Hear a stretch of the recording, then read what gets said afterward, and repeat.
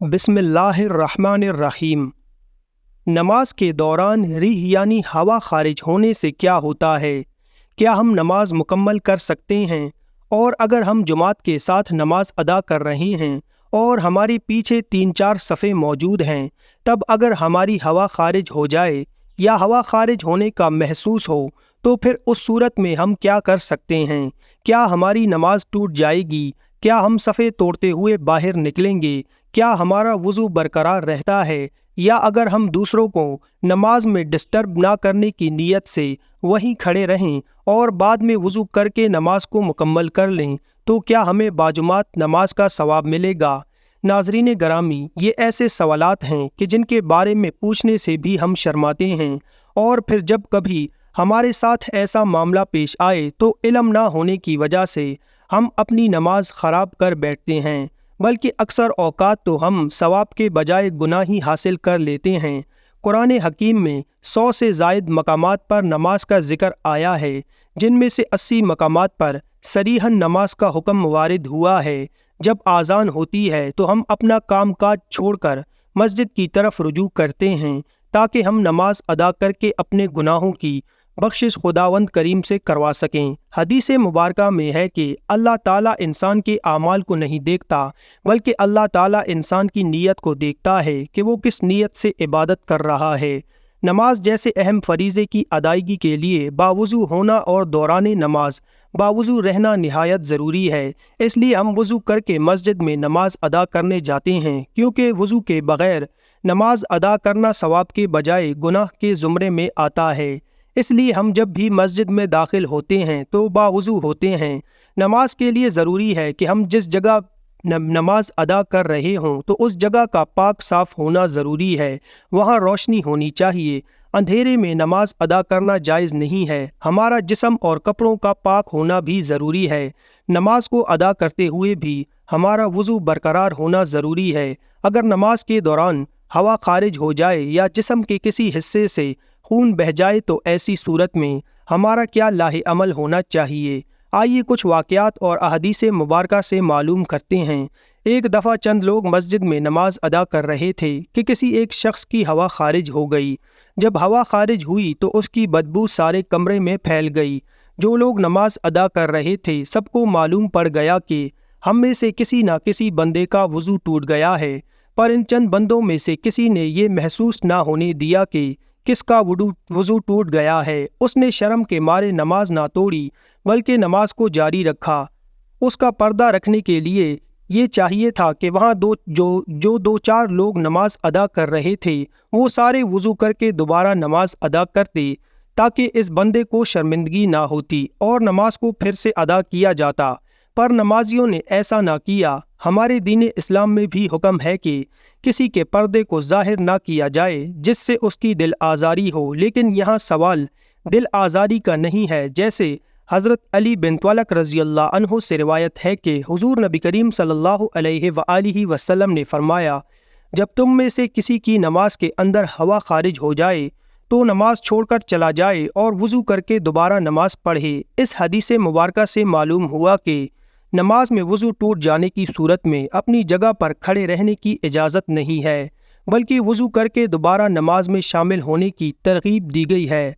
एक और रिवायत में हज़रत आयशा सिद्दीक़ा रज़ी अल्लाह अन्हा का बयान है कि हुज़ूर नबी करीम सल्लल्लाहु अलैहि वसल्लम ने इरशाद फरमाया, जिसे नमाज में कै नक्सीर या मज़ी आ जाए वो लौट कर वज़ू करे और जहाँ नमाज को छोड़ा था वहीं से शुरू कर दे, लेकिन इस दरमियान में कलाम ना करे। हज़रत आयशा सिद्दीक़ा रज़ी अल्लाह अन्हा से ही मरवी एक हदीस मुबारका में दौरान नमाज वज़ू टूट जाने की सूरत में सफ़ों से निकल कर जाने के बारे में बताया गया है। नबी करीम सल्लल्लाहु अलैहि वसल्लम ने इरशाद फरमाया, अगर कोई नमाज में बेवज़ू हो जाए तो वो नाक पकड़कर अलहदा हो जाए। हदीस से वाज़ेह है कि अगर कोई मुसलमान भाई बाजुमात नमाज अदा कर रहा है तो उसकी हवा खारिज हो जाए, चाहे वो पहली सफ़ में खड़ा हो या दूसरी सफ़ में, उसको चाहिए कि नमाजियों से अलग हो जाए ताकि उसकी बदबू से दूसरे नमाजी तंग ना हो। वो दोबारा वज़ू करके जमात में शामिल हो जाए और अगर कोई रकत रह जाए तो उसे बाद में मुकम्मल कर ले। बाज़ औक़ात नमाज में वहम सा होने लगता है کہ اس کی ہوا خارج ہوئی ہے، حالانکہ کچھ بھی خارج نہیں ہوتا۔ یہ شیطانی وسوسہ ہوتا ہے جو انسان کی نماز خراب کرنے اور اس میں عدم خشوع کے لیے پیدا کرتا ہے۔ اس لیے نمازی کو اس وقت تک نماز نہیں توڑنی چاہیے جب تک کہ اسے ہوا خارج ہونے کا یقین نہ ہو جائے۔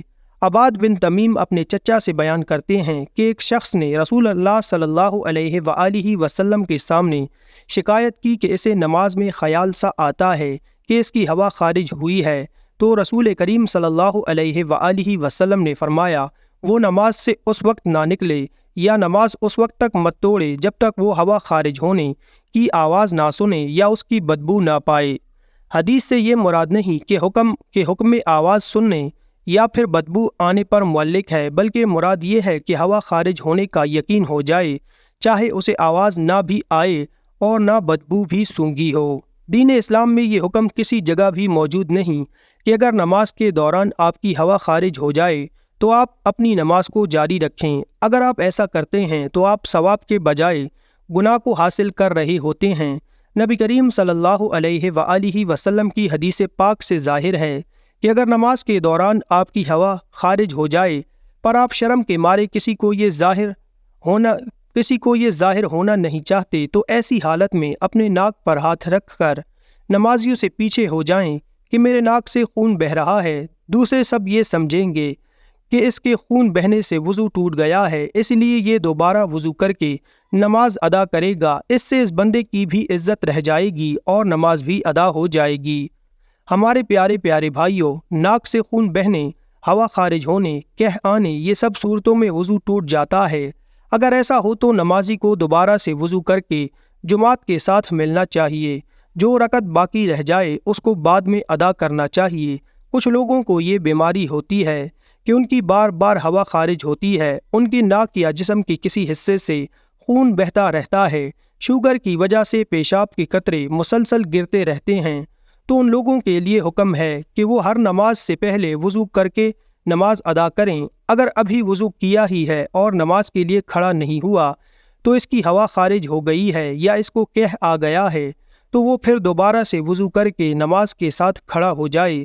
اگر وہ ایسا نہیں کرتا تو اس کی نماز قبول نہیں ہوگی۔ یہ بھی یاد رہے کہ اگر اخراج ریح کا تقاضا ہو تو ریح کو بامشقت روک کر نماز مکمل کرنا مکروہ تحریمی ہے۔ البتہ اگر نماز قضا ہو رہی ہے تو نماز قضا کرنے کے بجائے ریح کو قابو کر کے نماز مکمل کرنا بہتر ہے۔ اللہ کریم سے دعا ہے کہ وہ ہمیں 5 وقت نماز باجماعت اہتمام کے ساتھ باوضو ادا کرنے کی توفیق عطا فرمائے۔ اے اللہ کریم، اس ویڈیو کے دیکھنے والے ہر فرد کی غلطیوں کوتاہیوں کو معاف فرما کر ہم سب کو نبی کریم صلی اللہ علیہ وآلہ وسلم سے بے حد محبت اور ان کا دیدار نصیب فرما دے۔ آمین۔